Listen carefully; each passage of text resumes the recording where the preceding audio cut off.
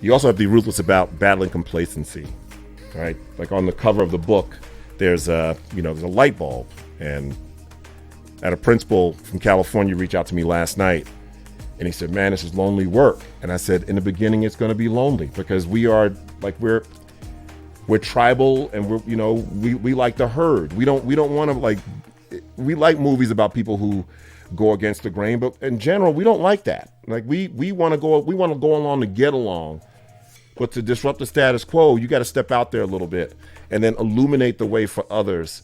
But what I told him was, it's not going to be lonely for long, but somebody's got to cast that light, and you got to be aware of how the enemy works. The enemy works trying to sabotage you. Those kind of backhanded compliments, calling you the principal's pet. I talk about bag draggers. I got these 5 levels of bag draggers, folks who brag, they drag their stuff to school all the time. I got hell raisers and hurt historians, crabs in a barrel. All these little things that just bite at you. In this day and age, with all the information coming at us that tell us we can't, you got to be ruthless about knowing that you can. And the rub of it all is, you're going to find what you look for. If you insist your kids are dumb and you treat them that way and you teach them that way, you're going to have all the data that proves your point.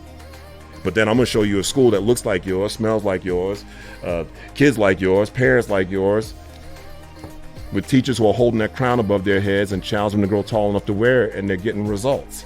I just want to restore confidence back into our adults, back into our educators, because we're already working hard. Why not go ahead and get the results while we're at it?